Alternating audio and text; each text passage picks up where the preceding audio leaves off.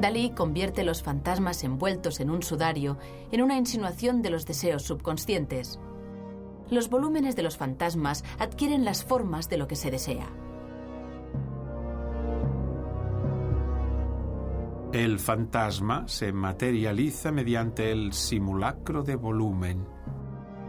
El simulacro de volumen es la envoltura.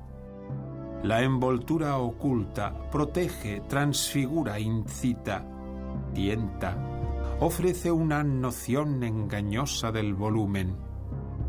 Nos vuelve ambivalentes respecto al volumen y lo hace digno de sospecha.